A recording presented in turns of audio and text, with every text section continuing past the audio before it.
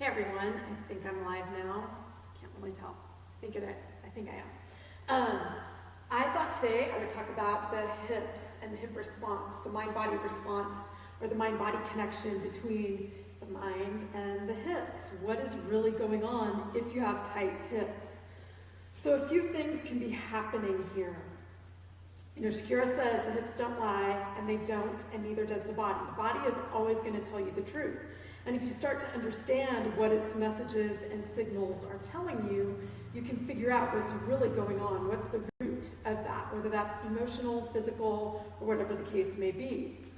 So the hips are really the key to our fight, flight, or freeze response, or stress response, which is a response or a reaction when we feel like we are in threat or in danger, right? So we kick into gear like we're going to get out of that. The body's response is to keep us safe and to protect us. So we're going to fight our way out of it. We're going to flee the scene or the situation, or we're going to freeze. That's the hip's job. So that psoas is going to kick in and make us want to go, even if it's a story in our head or a scenario where we really don't need to do that. But that's the body's reaction. Like, gotta go, go, go, go, go. Get out of that. So the first thing that might be happening is look in your life and notice where you're feeling stuck. Like feeling like you can't move forward. So is it in your job or your career? Is it in a relationship? Is it in, who knows? Are you feeling like you're just not progressing in life like you want to? You're just kind of where you are. So that can be one thing. That's your freeze, kicking into gear. You're trying to move. You want to move forward, but you can't. You're literally stuck. Your legs might feel heavy. You might feel kind of like you're stuck in mud. The second one is that you have this mentality of go, go, go, go, go, go, go. And you're always on the run. You're going from here to there, to there, to there, to there. Your calendar is packed. And there's not really a lot of breathing room. So your adrenals are kicking in, and your legs literally are in this like go, go, go, go, go, go, go, go, go, go, go kind of response. So that's that flight. What you need to do is go into stillness. So I didn't back up. If you are feeling stuck, you need to move. You need to move. You need to just take a step. You need to move your body, and you need to take a step into whatever it is that you're feeling stuck in. Figure out your plan and make one step toward that. So that if you are in that going, going, going, scenario 2, what you need to do is be still and make yourself relax. If you are in get me the heck out of here scenario, so that might be, again, kind of along with feeling stuck, like maybe you are in a relationship that's abusive or toxic, and your body is telling you, get out. Or maybe you are in a job where it's the same, it's toxic. You go in and you're around people that do not inspire you, and you know you're stuck, and you're like, get me out of here. Those things can hold in our hips. So that is your fight or flight response kicking in. And again, it means you've got to move literally and figuratively to open up those hips. If it's the back of the hips, so if you're feeling it more on the back side, the question to ask yourself is who or what is holding you back? And that's how you can move through that. So some physical things that we can do to start to bring that into our bodies and start to loosen up and open up those hips, front and back. So fun things that I like to do, because I'm a dancer, I like to dance. And so you can do that salsa stuff, move those hips, because that's all about hip movement, hip and low back, right? And it's really fluid, it's just fun, it gets a lot of stabilization in the pelvis. There's that. There's belly dancing. You can do those too, because that's also opening up the hips, those kinds of things. Just turn on music and do things that are going to open up hips. Grinding, figure eights, all that kind of stuff.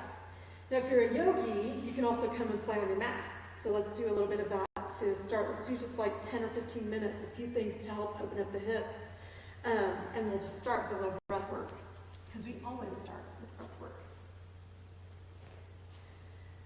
And let's just take a moment, just take a few breaths. breaths to connect into our bodies, and then we'll start to open up the hips.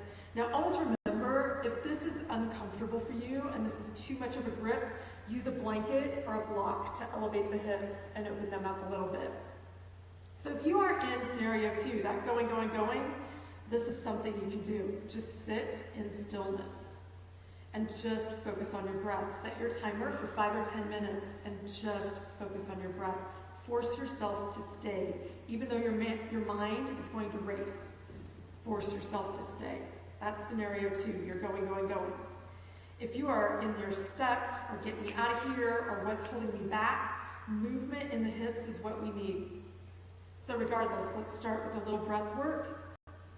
Lengthening up through the top of the head, shoulders up by the ears, and then rolling down the back. That heart lifts up, hands are wherever it's comfortable, or even on the heart and the belly if that helps you to connect to your breath. Soften your gaze to the floor or close the eyes and let yourself tune in and feel what it feels like to actually breathe deep down into the belly.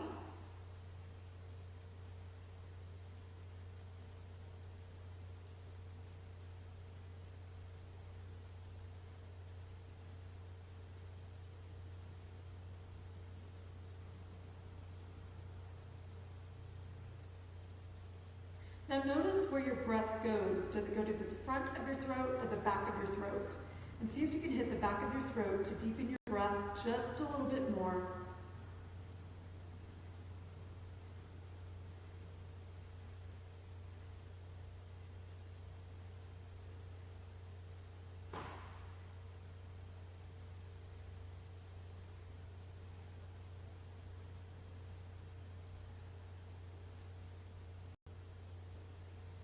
And on that next exhale, gently open the eyes. So let's start to open up the hips a little bit. And I'm going to take you step by step by step. So stay where you need to for today, because I have no idea what your body feels like today. I only know what this body feels like, and I only know what I've been doing. So I'll offer different options and variations, and you stay where you need to. So let's go ahead and start up on a hand and knee, or up on the knees. Let's take that right foot to the front. So we ground into that front big toe. Notice that the knee should be directly over the heel, and it goes this way too. Make sure you're not opening out to the side, but using the inner thigh to keep that knee right on top of the heel. All right, so this is option 1. And you send the hip forward. You can stay right here with your hands on your thigh. If you can go a little deeper, take it into kind of a low runner stretch. That's another option. If you can take it into a full runner stretch, that's another option. So my hands are on the floor or on blocks to help me. I'm extending through my back heel. My right thigh is kind of squeezing into my ribs. So notice that my heart is open and long. I'm not rounding through my spine here. But I'm thinking about settling into the hips and sinking in. Beautiful. Now if you want, you can even gather that energy in and come on up, holding onto that, just resting onto your thigh, heart center, or overhead. Any of those variations will work. So you stay where you need to. Stay grounded into that front big toe, and if your back heel is lifted, start to extend out through that back heel. Bring my hands down so you can see what's going on. Stay with your breath. So we're opening the front of the hip here, and if you want to change it just a tiny bit, notice that right hip, pull it back, and that left hip forward just a tiny bit. Little changes make a big difference. Kind of like a life lesson there. Big breath in, exhale, go ahead and ease out of it however you need to. And let's move into Warrior 2. So we're opening the hips sideways. So my back foot, my left foot, my toes are pointing straight to the front. My right knee is still stacked on top of my heel. So if my knee comes forward when I bring my hips square to the front, it's okay. Turn those hips to the corner of your mat instead, because this is more important. As you get more flexible, they'll open up. So sink into that knee. If you need to come out a little bit to be able to do that, that's fine. So lots of strength in the quads right here, lots of strength in the thighs. When you're ready, arms extend out, but we're still focusing on opening up the hips side to side. Shoulders right on top of the hips, so we're not tipped on this one. And stay with that soft, full breath, that still breath. Awesome. Let's hold our breath. Not. Staying with that soft, full breath. Excellent. Come on out of it. Shake it out. Let's go to the other side and do those two things, and then we'll take it into pigeon or opening up the back of the hip. So, starting on the knee, sending the hip forward, shoulders back and down. That's option 1. Option 2, that knee comes back a little bit. Hands on the thighs. Option 3, hands on the ground, extending that leg. So this is a full crescent moon, a variation of full crescent moon, or just a runner stretch if you're more familiar with that. Left knee on top of that ankle, inner thigh connecting to your rib cage. And if you can bring it on up. Settling into that back hip, kind of letting that hip come forward. And then you can square those hips up to the top of your mat a little bit. So that left hip pulls back, right hip comes forward just a little bit for a little more opening. Notice your breath, and if your legs are a little shaky, then you're getting some strength in there too. Big breath in, exhale, let's open up to warrior 2. So the right toes open straight up, so we're kind of creating this little box with our feet. If the hips need to angle, that's okay. That's less important than the knee right now. Sinking into that front knee, so it's right on top of the heel. Arms extend out, and they're nice and strong too. So your gaze can go down your arm toward your fingertips, or straight to the front, whichever feels better for you. Does not matter. But by turning, you can kind of glance down at that knee and make sure it's still on top, that it didn't rotate in. So it's kind of a nice way to check. Staying with our breath. Excellent. So let's do a little standing straddle split, just to open up the hips and the low back a little bit, take a break. Legs come out, hands at the hips, and we just hinge from the hips. Hands come to the floor. You can drop down to those elbows or a block if you want, and let the head drop. So you're looking toward the back of the room. So you want to think about your hips going straight up toward the ceiling.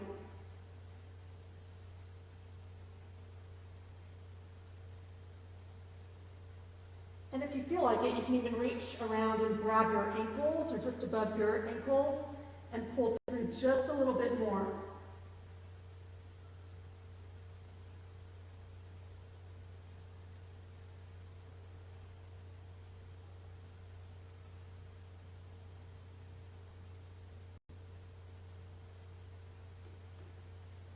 On your next exhale, go ahead and bring those hands to the floor, soften the knees, and let yourself come up gently and easily. Awesome, let's get the back. So let's get deep into those glutes, deep into those hip muscles, and I'm eating my hair. Let's go ahead and lie. You can either lie on your back, so I'm going to show you 2 variations.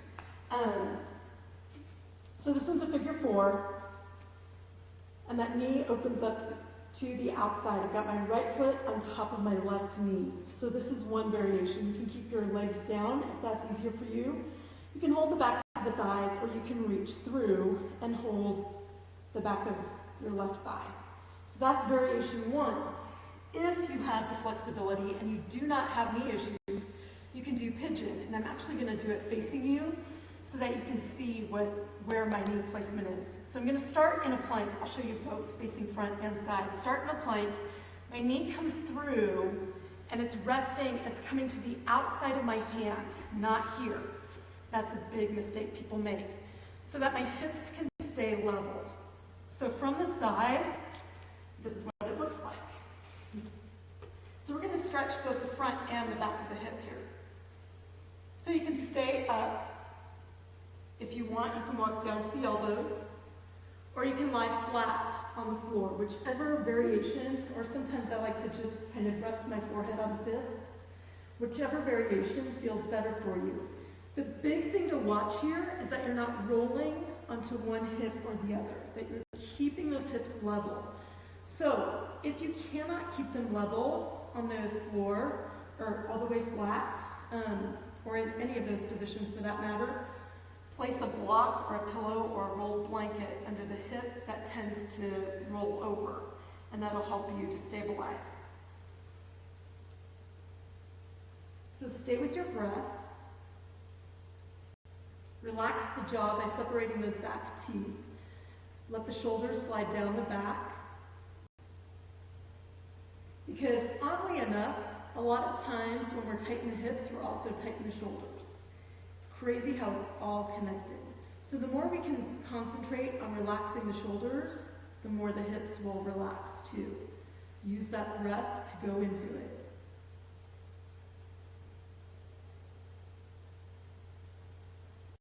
Excellent. Let's take one more breath in and out. On that exhale, go ahead and rise up. And then switch it around. So if you're on your back, just switch. So the left leg is on top of the right. If you are doing pigeon, come into your plank or your downward dog. Left leg comes up and through. That left knee comes down to the outside of your left hand. So you're actually resting on this side of your calf, not on top of your shin. Flex through that front foot, your left foot, to take tension out of the knee, just to protect the knee a little bit.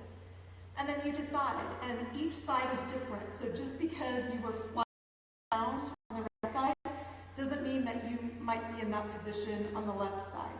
So really tune in to what your body is telling you.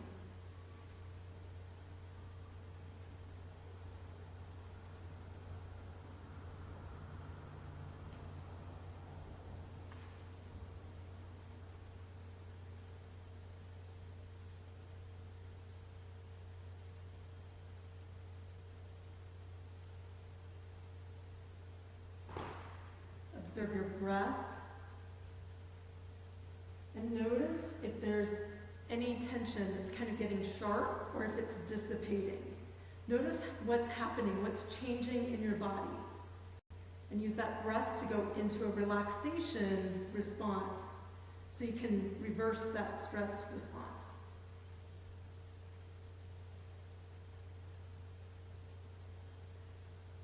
Full stop. Breath in, exhaling as we come on up. Excellent. So let's go ahead and come into, if you're on your back, go ahead and come on up. Let's go into a butterfly. So opening up the hips once again, bottoms of the feet connected. If this is where you need to be, this is perfectly fine. If you can hold your ankles and stay straight up, that's another option.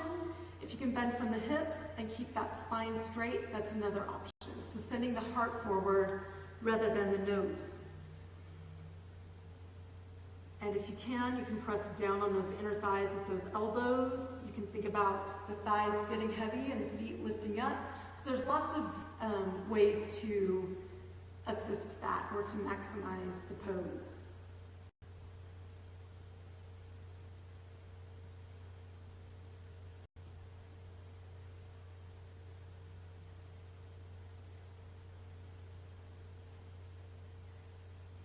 So there are reasons that I'm doing several things for the hips. The hips are kind of a complicated joint. There are several muscles attaching there. The psoas, the one we were focusing on opening when we did, actually for both the runner stretch and pigeon, that one is the only muscle that connects to the low back and the hips. So if you have low back issues, by opening up the hips, you can alleviate the low back pain too. It all ties together, it's crazy. And then there's more going on around the hips. So we're just kind of trying to get different muscles to open up so that the full hip joint can be mobile and fluid again and flexible. On your exhale, come on up. Beautiful. So let's lie on our back. Let's just do a couple more things. And then let's do just a little bit of stillness, because if you are a go, go, go person, the thing you need the most is stillness and quiet. And for some of us, we just clear it. So let's take that right knee into the chest. Doesn't matter. Well, hold it on the back of the thigh. And for right now, it doesn't matter which way you go. Just draw a circle from the joint, not the knee, but from the hip. And notice any sticking spots that you might have. Don't worry about it, just observe it and breathe through it. And then switch directions.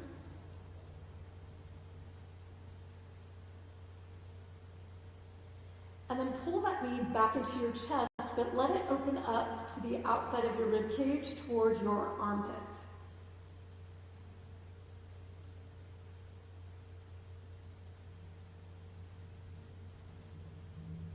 Observe your breath. Let it be soft and full. Notice if you clench your jaw. Notice if you're hanging on to tension in your shoulders. And on your exhale, go ahead and gently release, and let's go ahead and switch sides. So the left knee comes into the chest. And then when you're ready, it doesn't matter which way you go, just draw circles around that hip joint. So if you think about it, the hips are all about letting go, switching directions. So that's the emotional component, letting go so that you can move forward, right? Letting go of whatever that may be that's holding you back, or whatever it is that's keeping you stuck. Bringing that knee to the outside of the rib cage and just finding that stillness right there.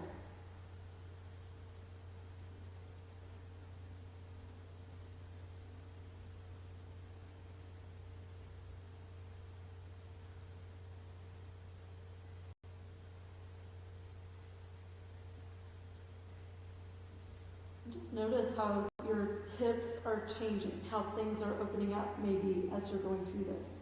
Exhale and go ahead and release. So from a lying position, we're going into a cobbler's pose, which is a butterfly. A little change in this, it feels just a little bit different.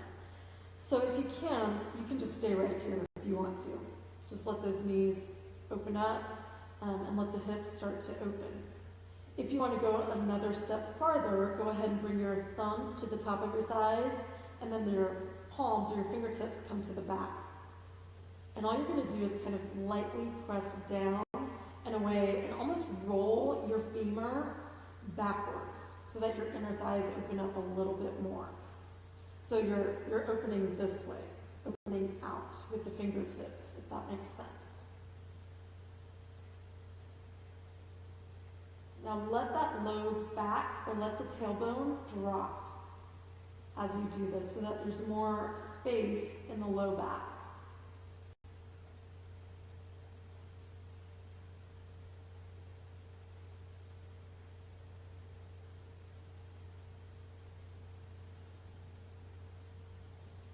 Beautiful. Let's go ahead and release.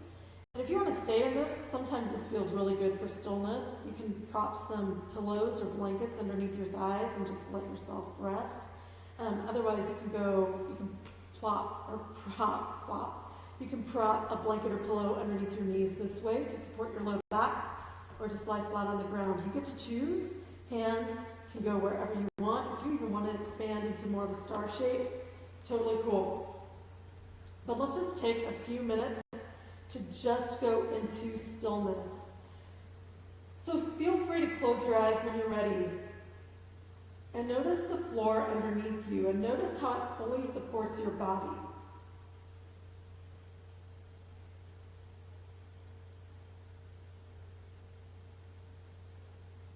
And just consider that your body knows exactly what to do. Your heart knows how to beat on its own. Your lungs know how to breathe. All of your organs know exactly how to function. So there's really nothing that you need to do. You get to just enjoy being for a few moments.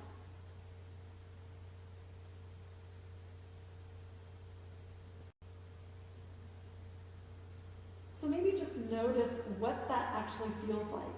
What does it feel like to be in your body?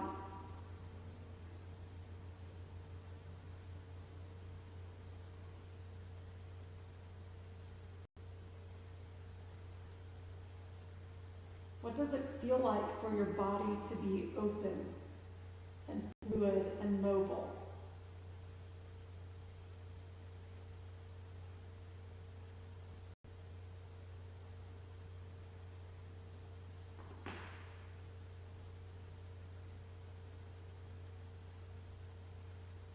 does it feel to let yourself relax? That's kind of scary for some people.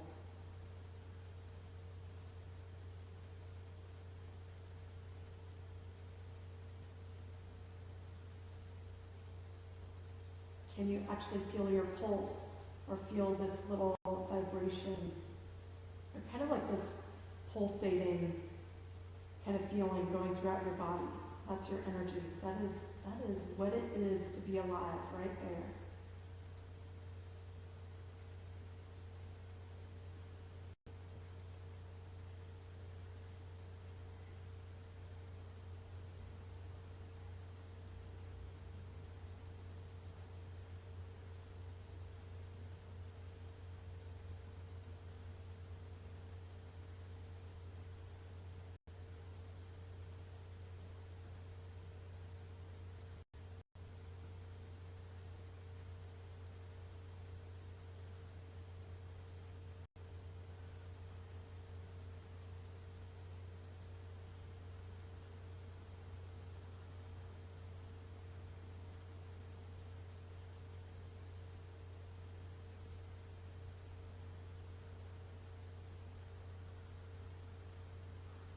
What is the softest, fullest breath that you can take in?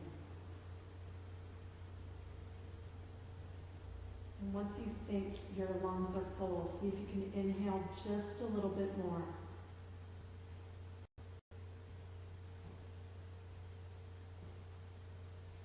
What does a full exhale feel like? Where every droplet of air has been let go and released.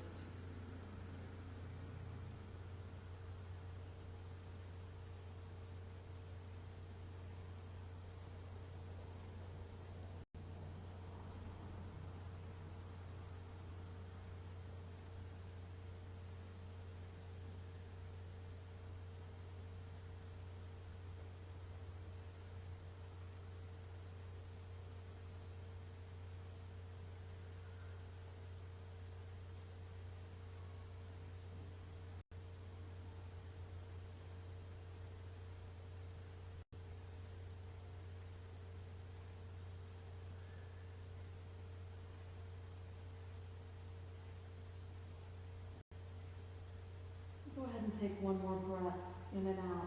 Fullest, softest breath that you can. And then a full release, completely letting go. And then just gently let yourself come back from whatever world you were in. Stretching and reaching, wiggle those fingers and toes, whatever you need to do. Roll over onto a side, or just figure out how to come back up slowly and gently whenever you're ready. Take all the time that you need to.